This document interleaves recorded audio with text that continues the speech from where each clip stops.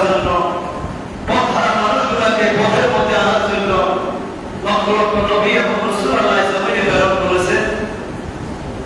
তাদের মধ্যে তিনি সর্বশেষ এবং সর্বশ্রেষ্ঠ ইমাম আম্বিয়া নবী রাহমাতুল্লাহ আলাইহির মাধ্যমে আল্লাহর নবুয়তের কার্যক্রম সমাপ্তি করেছেন।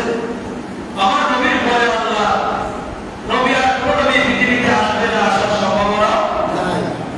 আসবে না, সম্ভাবনা আছে না, আসবেও না, সম্ভাবনা নাই। সাইয়েদনা আবু বকর সিদ্দিক রাদিয়াল্লাহু তাআলা আনহু যখন ইসলামী রাষ্ট্রের প্রেসিডেন্ট, ইসলামী রাষ্ট্র কি তখন কিছু লোক নিজেদের নবী দাবি করেছে বলে কি দাবি করেছে? ইতিহাস যারা পড়ছে তারা আমাদের তাদের মধ্যে অন্যতম ছিল মুসাইলামাতুল কাজ্জাব। কি নাম ছিল? মুসাইলামাতুল কাজ্জাব। আন্তা সাজা, একজন মহিলা ছিলেন নবী দাবিদার, তার নাম ছিল সাজা। কি নাম ছিল? সাজা। এই যে তারা যখন নিজেদের নবী দাবি করলো, তখন সিদ্দিক আকবর একজন সরল মানুষ, নরম হৃদয়ের মানুষ, কোমল হৃদয়ের মানুষ, কিন্তু যখন ইসলামের রাসালাতের ব্যাপারে তারা আল্লাহর একটা বিধানকে অস্বীকার করলো, তখন সিদ্দিক আকবর মানুষ, নরম হৃদয়ের মানুষ, কোমল হৃদয়ের মানুষ, উনি তখন আর নরম থাকেনি। কারণ নরম যদি এই মুহূর্তে থাকে তাহলে ইসলামের বড় বড় ক্ষতি। তখন উনি জিহাদের ঘোষণা করে দিল, বলে দিল যে আজ থেকে যারা, আমি সিদ্দিক আকবর ইসরায়েল দেশের প্রেসিডেন্ট, যারা নিজেকে নবী দাবি করতেছ, তোমরা আল্লাহর বিধান লঙ্ঘন করেছ, অতএব তোমাদের বিরুদ্ধে জিহাদ করা আমাদের জন্য ফরজ হয়ে গেছে। বলে সুবহানাল্লাহ। কি হয়ে গেছে? জিহাদ করা কি হয়ে গেছে? ফরজ হয়ে গেছে। কারণ তারা আল্লাহর বিধান লঙ্ঘন করেছে। কার বিধান? আল্লাহর বিধান লঙ্ঘন করেছে। কেউ হাজির সেই নবী সাল্লাল্লাহু আলাইহি সাল্লাম এই বিধানকে বাস্তবায়ন করার জন্য নবীর আদর্শ, নবীর আখলাক, নবীর সিরাত, নবীর সুরত বাস্তবায়ন করেছে চারজন সাহাবী, সাইয়েদনা আবু বকর সিদ্দিক, ওমর ফারুক আযম, ওসমান জিননুরাইন, মাওলানা আলী শারকুতা, ইমাম হাসান রাদিয়াল্লাহু আনহু সহ এদেরকে বলা হয় আসরুস সাহাবিয়া। এই জামানাটাকে বলা হয় আয় জামানায়ে আলামিন হাসিব নবুয়ত। এটা নবুয়তি ক্যাটাগরিতে নবীর দর্শন পথে তারা ইসলামী রাষ্ট্র পরিচালনা করেছে। বলে সুবহানাল্লাহ। এটাকে বলা হয় golden age of Islam. Golden age of ইসলামের সোনালী যুগ। ইসলামের সোনালী যুগ হলো নবীর জামানা, সাহাবীদের জামানা, তাবিঈদের জামানা। এই তিন জামানা হলো সোনালী যুগের মানুষ। এদের সময় ফিতনা ছিল না, এদের সময় সমাজে অশান্তি ছিল না, এদের সময় যেটা বলছিল সেটাই করেছিল। সেই সময়ের মানুষগুলোকে আমার আল্লাহ রাসূল এত মায়া করেছে, মহব্বত করেছে, তাদের আদর্শকে যারা ধারণ করেছে তারাই হলো আইম্মায়ে মুতাকাদ্দিমিন, তারাই হলো ইমাম সাহাবের ইমামেরা। বলে সুবহানাল্লাহ। প্রিয় হাজিরিন, আজকে গোটা বিশ্ব জুড়ে বিভিন্ন বিষয় নিয়ে ইখতিলাফ আছে কিনা? বিভিন্ন বিষয় নিয়ে ইখতিলাফ। এই ইখতিলাফ হচ্ছে হবে, কিন্তু এর ভিতরে আমাদেরকে একটা প্ল্যাটফর্মে থাকতে হবে। আমার নবী সাল্লাল্লাহু আলাইহি সাল্লাম একটা রেখা টান দিল। কি টান দিল?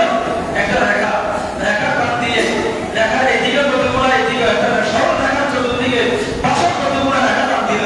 আমার নবীজি বলছে, এই যে সরল যে রেখাটা, হাযা সিরাতুল মুস্তাকিম, এটা হলো সঠিক রাস্তা, এটা হলো সরল রাস্তা। এই রাস্তার আশেপাশে যে রাস্তাগুলো আছে এগুলো সঠিক রাস্তা নয়, এগুলো হলো ভ্রান্ত পথ। এই সঠিক রাস্তাটা কি?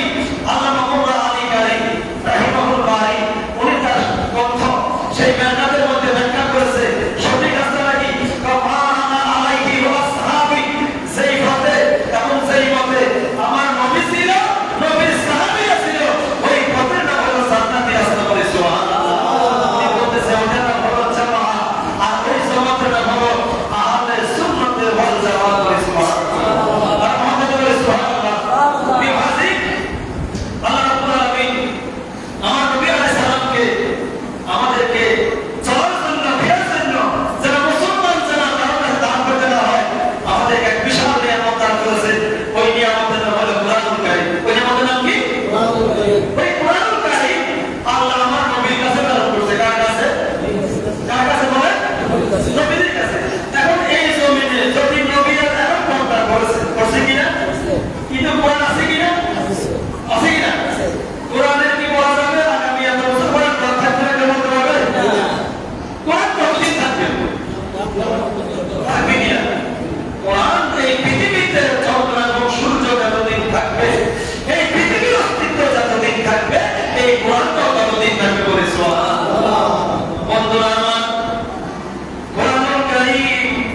আল্লাহ আমার নবীকে দিয়েছে, কাকে দিয়েছে? নবীকে আল্লাহ কোরআন দিয়েছে। ওই কোরআনে আল্লাহ নামাজের কথা আছে কিনা, রোজার কথা আছে কিনা, হজের কথা আছে কিনা, যাকাতের কথা আছে কিনা? ওই কোরআনুল কারীমে আল্লাহ সব কিছু বিধিবিধান দিয়েছে। এখন বন্ধুরে, যেই কোরআনুল কারীমে আল্লাহ মানুষ করার জন্য যে আস্থা দরকার সব কিছু দান করেছেন, ওই কোরআনুল কারীমের তাফসীরুল কোরআন মাহফিল করতেছেন। তাফসীরুল কোরআন মাহফিল করার কোনো অসুবিধা নাই। তাফসীরুল কোরআন মাহফিল করা এটা অবশ্যই একটা ভালো কাজ, কিন্তু তাফসীরুল কোরআন মাহফিল করে আপনি যদি বলেন তাফসীরে কোরআন অর্থাৎ কোরআনের ব্যাখ্যা, কোরআনের ব্যাখ্যার মাহফিল করতে গিয়ে যদি আপনি বলেন যে আমার নবীর যে আলিফ বা তা সা, আমার নবীর কাছে কোনো দুনিয়াবি কোনো জ্ঞান নাই, বলে নাউযুবিল্লাহ। এখন আপনি তাফসীরুল কোরআন মাহফিল করছেন নাকি কোরআনের অপব্যাখ্যা করছেন? কি করছেন? এটাকে বলা হয় তাহরিফুল কোরআন। তাহরিফ মানে হলো অপব্যাখ্যা। যদি তাফসীরুল কোরআন মাহফিল করে যদি বলেন আমার নবীর কাছে কোনো জ্ঞান ছিল না, বলে নাউযুবিল্লাহ। আপনি যদি নবীকে বলেন নিরক্ষর, তাহলে বোঝা যাচ্ছে যে আপনি আমার নবী থেকে আপনার জ্ঞান বেশি, বলে নাউযুবিল্লাহ। নবীর থেকে জ্ঞান বেশি এই পৃথিবীতে কেউ আসেনি। আল্লাহ পাক সর্বত্র মুসরি কোরআন কসিদার মধ্যে লিখেছেন, ওয়া কুররু মির রাসূলিল্লাহি মুলতামিসুন গরফাম মিনাল বাহরে আরশিফাম মিনাদ দিয়ামি সালাতুনিয়া রাসূলুল্লাহ আলাইকুম সালাতুনিয়া হাবিবাল্লাহ। আল্লাহ সর্বত্র মুসরি বলেন, এই পৃথিবীতে আল্লাহ নবীদেরকে যে জ্ঞান দান করেছে, আদম থেকে ঈসা পর্যন্ত সকল নবীদের জ্ঞান যদি একবার রাখা হয়, এটা জ্ঞান হবে কি রকম? অর্থাৎ আটলান্টিক মহাসাগরে যদি কেউ হাত দেয়, ওই হাতের মধ্যে যে এক মুষ্টি পানি আসে, এক আঞ্জলি পানি আসে, আমার নবী হবে প্রেমের সাগর, আর ওই সাগরের মধ্যে এক আঞ্জলি পানি হবে সকল নবী হবে। সুবহানাল্লাহ। কিছুদিন আগে আমার একজন ভাই আল্লামা শহীদুল্লাহ বাহাদুর এই হাদিসের ব্যাখ্যা নিয়ে অনেক ডিবেট করেছে, যে নবীজি বলছে আনা মদিনাতুল ইলমি ওয়া আলিউল বাবুহা। নবী বলেন আমি হলাম ইলমের শহর, আমি হলাম ওই শহরের দরজা। আহলে হাদিস ভাইরা বলতে চায় এটা কোনো হাদিস নয়, এটা হলো বানান, বলে নাউযুবিল্লাহ। তাদের উদ্দেশ্য যে তারা এই নবীর হাদিস মানে না, যে নবীজি বলছে আমি হলাম জ্ঞানের শহর, আমি হলাম কি জ্ঞানের শহর। তাদের আকীদা তো নবীজি কিছুই জানে না, জ্ঞানের শহর কি হবে, বলে নাউযুবিল্লাহ। এখন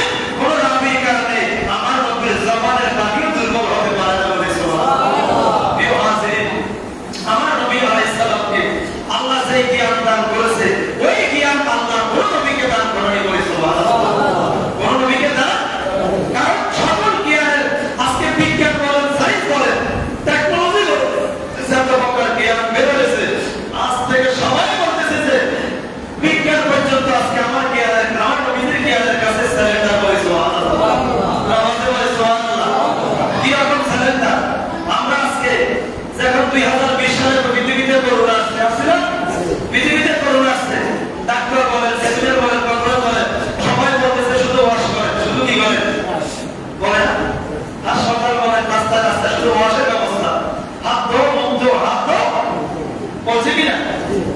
কিন্তু এই কিসে আমার নবীজি হাজার বছর আগে দিয়েছে বলে সুবহানাল্লাহ দিয়েছে কিনা? আমার নবীজি বলতেছে উম্মতে ও আমার উম্মতেরা তোমাদের জন্য আমি সর্বপ্রথম দায়িত্ব দিলাম আল্লাযীনা ইউমিনুনা বিল গায়বি ওয়া ইউকিমুনাস সালাতা ওয়া মিম্মা রাযাকনাহুম ইউনফিকুন। সুবহানাল্লাহ। আল্লাহ যারা নবীকে ভালোবাসে আমাকে মহব্বত করো সর্বপ্রথম দায়িত্ব গায়বের প্রতি বিশ্বাস করা। বলে সুবহানাল্লাহ। সর্বপ্রথম ইমানদারের দায়িত্ব ইমানদারের কর্তব্য গায়বকে বিশ্বাস করা। কাকে বিশ্বাস করা? গায়ব মানে কি? আল্লাহ। গায়ব মানে কি? আল্লাহ। গায়বের প্রতি বিশ্বাস না করলে ইমান হওয়ার হওয়া যাবে? আমানতু বিল্লাহি ওয়া মালাইকাতিহি ওয়া কুতুবিহি ওয়া রাসূলিহি ওয়াল ইয়াউমিল আখির ওয়াল কদরি খাইরিহি ওয়া শাররিহি মিনাল্লাহি তাআলা ওয়াল বা'স বা'দা আসেনি। এখন সর্বপ্রথম শর্ত হলো গায়বকে বিশ্বাস করতে হবে। কাকে বিশ্বাস করতে হবে? গায়ব হলো আমার আল্লাহ। ও আল্লাহ তুমি হলো গায়ব, কিন্তু আল্লাহ গোটা জাহানের কাছে গায়ব। 18,000 মাখলুকাতের কাছে আমার আল্লাহ গায়ব, কিন্তু আমি গায়ব হওয়ার পরেও আমার আল্লাহ বলে আমি গায়ব এক জায়গায় গায়ব নয়। বলে সুবহানাল্লাহ। গায়ব এক জায়গায় কি করে? আল্লাহ হযরত বলে আর তুই গায়ব কিয়া तुमसे निहा बोला जब मैं खुदा हो चुका तुम पे करो जब मैं खुदा हो चुका तुम पे करो। बोले सुबहानाल्लाह। আল্লাহ হযরত বলে সেখানে আল্লাহ গোটা 18,000 মাখলুকাতের গায়ে, কিন্তু যে আল্লাহ সবার কাছে গায়ে ওই আল্লাহ আমার নবীর কাছে হাজির। বলে সুবহানাল্লাহ। নবীর কাছে কি হাজির নাকি গায়ে? আমার দুনিয়ার সবার কাছে আমার আল্লাহ গায়ে। আমরা সবাই আল্লাহকে না থেকে বিশ্বাস করি কিনা? না করি না? না থেকে আল্লাহকে বিশ্বাস করি। সবার কাছে আমার আল্লাহ গায়ে। ওই গায়ে আল্লাহ বলতেছে আল্লাহ হযরত বলে তুমি বলো আমার নবী আলমে গায়েব জানে না। এমনি গায়েব তুমি কিভাবে বলো? সে আল্লাহ সকল অদৃশ্যের অদৃশ্য সে আল্লাহ পর্যন্ত আমার নবীর কাছে লুকিয়ে থাকতে পারেনি। বলে সুবহানাল্লাহ। সেই আল্লাহ পর্যন্ত আমার নবীকে দাওয়াত দিয়া সরাসরি আমার নবীকে দিদার দিয়েছে। বলে সুবহানাল্লাহ।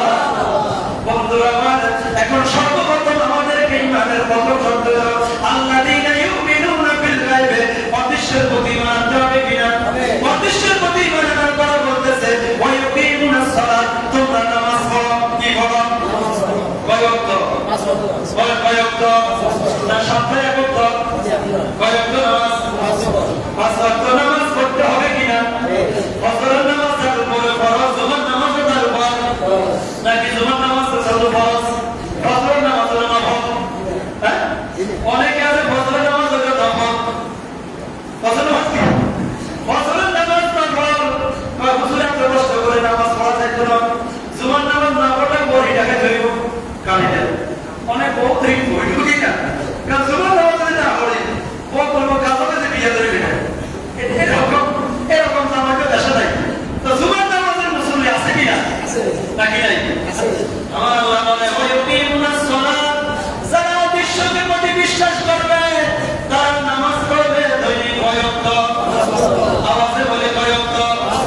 নামাজ যদি 5 ওয়াক্ত নামাজ পড়ে ওই নামাজের মধ্যে ওযু আসেনি? ওযু ছাড়া কি নামাজ আসেনি? নামাজের মধ্যে ওযু আছে। ওযু করতে গেলে হাত ধোয়া আসেনি? মুখ ধোয়া আসেনি? ওযু করতে গেলে হাত ধুতে হবে, ওযু করতে গেলে মুখ ধুতে হবে। ও আমার বন্ধুরা, আমার আল্লাহ নামাজ আমাদেরকে দিয়েছে। যারা নামাজি হবে তাদের হাত মুতার স্পেশাল করার প্রয়োজন নাই। আল্লাহ ইবাদত করতে গিয়ে ফাঁসবার ইমানদার হাত মুখ ধোয়ার ব্যবস্থা হয়ে গেছে। বলে সুবহানাল্লাহ। নামাজে বলে সুবহানাল্লাহ। এই যে মুসলমানের এই যে বর্তমানে জরিপে দেখা যায় এই করোনার আক্রমণে যারা বেশি রেহাই পেয়েছে তারা হলো নামাজি। সুবহানাল্লাহ। নামাজিকে করোনা পর্যন্ত ভয় পায়। কথা বলে ঠিক কিনা? যারা নামাজি তাদেরকে করোনা পর্যন্ত সিলেক্ট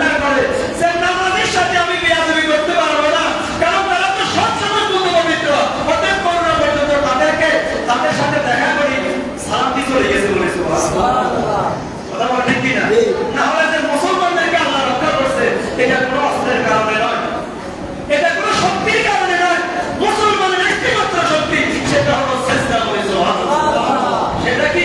সেজদা যারা করে তাদের ভাগ্য পরিবর্তন হয়ে যায়, সেজদা যারা করে তাদের বিপদ দূর হয়ে যায় বলে সুবহানাল্লাহ।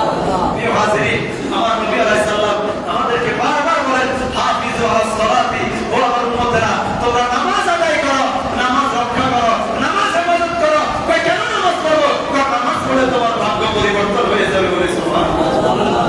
নামাজ রোজা হজ যাকাত যতই করো গোলাম আজাদ, নামাজ রোজা হজ যাকাত যতই করো গোলাম আজাদ।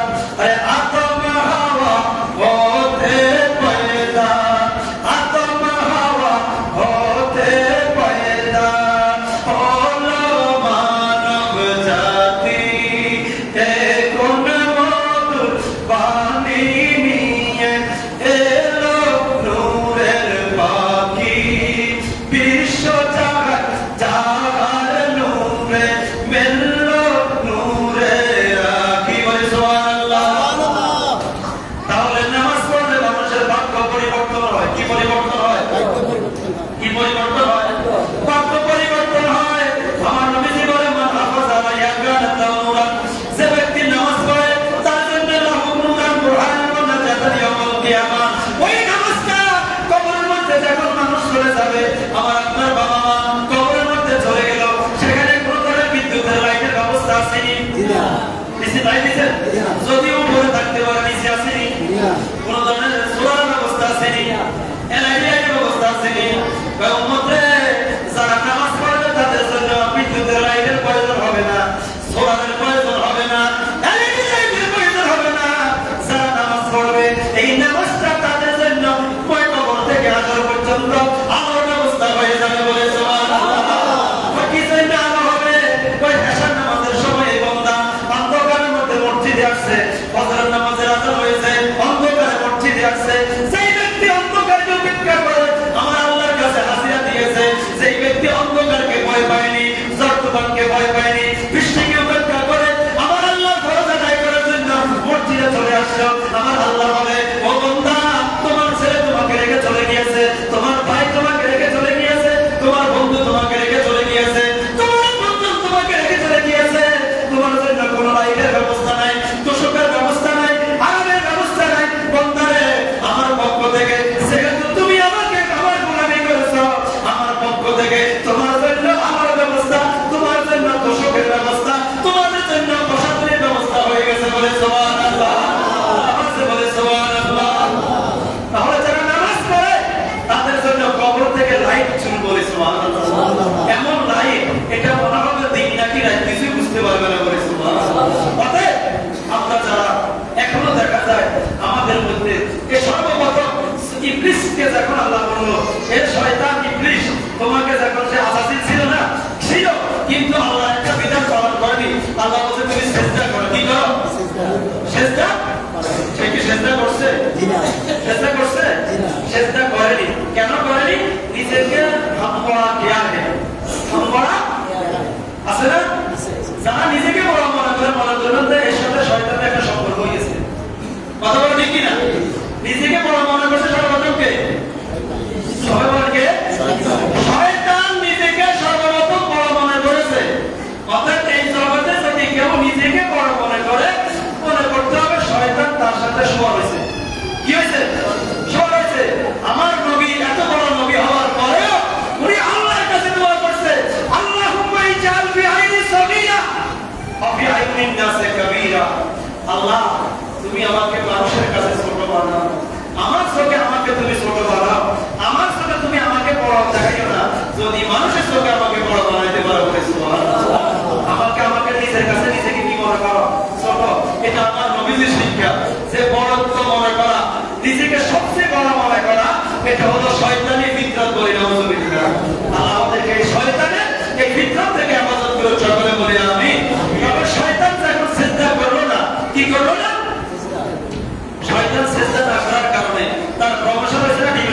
উপরে উঠছে না নিচে নামছে? ছিল উপরে, আসছে কোথায়? নিচে। কেমন পর্যন্ত রাজি অভিশপ্ত, অভিশপ্ত শয়তান। কিন্তু এখন শয়তান তো রাজি হয়ে গেল, মালউন হয়ে গেল, অভিশপ্ত হয়ে গেল। কিন্তু ইজা সাজাদা ইবনে আদম এই তাসালা শয়তান, যখন বনি আদম চেষ্টা করে তখন শয়তান লাফাইতে থাকে। অহবাইয়ামুখী, শুধু লাফাইতে থাকে না, সে কন্দন করতে থাকে। বলি নাউযুবিল্লাহ, মাথা সে কন্দন করতে থাকে। ওয়ায়াকুলু মিনা ইবনে আদম বিসুজুদ সাজাদা ফালাহুল জান্নাহ। ইবনে আদম, বনি আদম সিজদা করে জান্নাতের ভাগীদার হয়ে যাচ্ছে। বলে সুবহানাল্লাহ। তার কাছে গোসা লাগে, রাগ লাগে যে বনি আদম সিজদা করে কি হইতেছে? জান্নাতের ভাগীদার হইতেছে। ওয়া উমিরতু বিসুজুদ, কিন্তু আমাকে তো সিজদা করার ওয়াদা করছিল। ফা আসাইতু, আমি অবাধ্য হয়েছি। কি হয়েছে? ফা আলাইয়ান নার, আমার জন্য জাহান্নাম অবধারিত হয়েছে। কি হয়েছে? জাহান্নাম আমার জন্য অবধারিত হয়েছে। কেন? সিজদা না করার কারণে। কি না করার কারণে? সিজদা না করার কারণে। প্রিয় হাজিরিন, আল্লাহর কাছে সবচেয়ে যেটা দামি ইবাদত, ওটার নাম হলো সিজদা। বলি সুবহানাল্লাহ। আওয়াজে বলি সুবহানাল্লাহ। আমরা শুধু জীবন নামাজে হাজিরা দিলাম, 2 রাকাত নামাজ পড়লাম, সব করে চলে গেলাম। আসেনি এরকম? আছে। সালাম ফেরার পরে মনে হয় যে একটা যুদ্ধ লাগে। কি লাগে? কি কে কারণে? আমার মামা মসজিদগুলোতে এই দরজা না দিয়ে এটা ঘোরা ঘোরা একটা আছে। কি দেখা? মানে ভিতরে ঘোরা ঘোরা হয়। তাহলে মনে হয় কিছু বুঝলে বেশি বলা। কি আশ্চর্য ব্যাপার! নামাজ যে জুমার নামাজ পড়তে আসছে, আসছে শেষে যাইতে চায়। এটা কি সুন্নত নাকি? হ্যাঁ, জুমার নামাজে আসতে হবে আগে, যাইতে হবে এটা হলো সুন্নাহ। কারণ এটা হলো আপনি জুমার দিন পাইছেন, এটা নিয়ামত পাইছেন, আপনাকে আসতে হবে কি? যাইতে হবে পরে। এটা আমার নবীর সুন্নাহ। আর আমরা করি কি? আসিও শেষে, যাই আগে। এটা কি সুন্নাহ হলো নাকি? পুরো উল্টো হয়েছে কিনা? অতএব সাবধান। জুমার নামাজে আসছে, আপনি যদি এটাতে যদি তাড়াহুড়া করেন, তাহলে বুঝতে পেরেছে এটা আপনার কাছে মনে কষ্টের জায়গা। কথা বলি কিনা? যদি আপনি এখানে যাওয়ার জন্য একটা ভিড় করেন, যাওয়ার জন্য আপনার জন্য একটা অস্থিরতা কাজ করে, বুঝতে হবে যে আপনি এখানে শান্তিতে, যদি আপনার কাছে শান্তি লাগতো, তাহলে শান্তির জায়গায় কি মানুষ কি যাইতে চায়? যাইতে চায়? আপনাকে তো সাহায্য করে টেলিভিশন বন্ধ না করে আপনি উঠেল না। আসেন বিভিন্ন সাহায্য করা আছে, টেলিভিশন আছে, কাস্টমার নাই। এখানে আছে কি আওয়াজ আর নাই? আসেন মানে টেলিভিশন নাই, কাস্টমার নাই। টেলিভিশন নাই, কাস্টমার নাই। তো দোকানদার মনে করে অনেক কাস্টমার আছে। 8টা বাজে ঢুকছে, কটা বাজে? খোলা কাটা ভালো কিন্তু বলেছে কবে কিন্তু এটা কি খাইছে ভুল হয়ে গেছে। ঠিক আছে, এখন দোকানদার কি করবো? শেষে বিড়ি দিতে আপনার দেন কি দেন? টেলিভিশন বন্ধ করে কিছু লোক কি করে? ও যারা খাইছে তারা চলেছে, সারা খাইছে। অথচ দেখা যায় সারা দোকানে কিন্তু কোনো অস্বস্তি কি রে? 8টা বাজে যে আইলাম, এখন তো দিনের 12টা বাজে। কটা বাজে? 12টা, 8টা থেকে 12টা সারা দোকানে বসে রয়েছে, কোনো খবর। কিন্তু দেখা যায় একটা 20-এ আসে, একটা 15-এ আসে, একটা 25-এ আসে, একটা 30-ও আসে। তোমার মধ্যে কি হয়ে যায়? আমি দেখি তো খোঁজা করে অনেকে ঢুকে, আমি খোঁজা করে অবস্থা অনেকে কি মসজিদে আসে। তাহলে বুঝতে হবে যে সে কত ব্যস্ত মানুষ। তার মতো ব্যস্ত আল্লাহ জমিনে আর দ্বিতীয় আছে কিনা সন্দেহ। অথচ কোনো কাজ নেই, কোনো কাজ। অতএব আপনি আসছেন জুমার নামাজ, এটা শুধুমাত্র হাজিরা নয়, এটা হলো আপনার ভাগ্যকে পরিবর্তন করার একটা ব্যবস্থা। আপনি এখানে আসছেন জুমার নামাজ পড়তে, আপনাকে আল্লাহকে নারাজ করে যদি আপনি বাড়িতে যান, তাহলে আপনার আশার ভিতরে কোনো ফায়দা নাই। অতএব আমরা আসছি এখানে ধৈর্যের প্রকাশ ঘটাবো। জুমার নামাজে যদি দুরূদ শরীফ থাকে, মিলাদ শরীফ থাকে, আমরা মিলাদ পড়ে দোয়া পড়ে যদি বাড়িতে যাই, কি লাভ নাকি লস? বলে লাভ নাকি লস? তা কি লস আছে? আপনি যে মিলাদ শরীফ পড়লেন, কোনো সমস্যা আছে নাকি? গুনাহ হবে? গুনাহ হলো কারো জন্য হবে, আমাদের জন্য হবে না। কারণ এটা হলো আমাদের আত্মার সাথে সম্পর্ক। যে নবীজি সাল্লাল্লাহু আলাইহি ওয়াসাল্লামের জন্য দুরূদ শরীফ পড়া, এটা শুধু ইবাদত নয়, এটা একটা গ্রান্টেড ইবাদত করে। সুবহানাল্লাহ, আওয়াজ করে সুবহানাল্লাহ। কারণ দুরূদ শরীফের কবুল, এর মানে কোনো সন্দেহ আছে? অতএব আমরা দুরূদ শরীফ পড়ে গেলে দেখবেন মনটা ভালো লাগবে। নবীজিকে সালাম দিয়ে যদি যেতে পারেন, আপনার দিলটা ভালো লাগবে যে জুমার দিনে আসলাম, আমার দয়ালকে একটু সালাম দিলাম, আমার নবীকে একটু গায়ে সালাম দিলাম, এটা আপনার জন্য কি প্রশান্তি নয়? কথা বল, প্রশান্তি নয়? এটা অবশ্যই ইমানদারের জন্য প্রশান্তি। আর বেঈমানের জন্য গাত্রদাহ, বেঈমানের জন্য গায়ে জ্বালা হতে পারে, কিন্তু যারা ইমানদার তাদের জন্য নবীকে সালাম দেওয়া এটা একটা প্রশান্তির কারণ হয়ে যাবে। সুবহানাল্লাহ।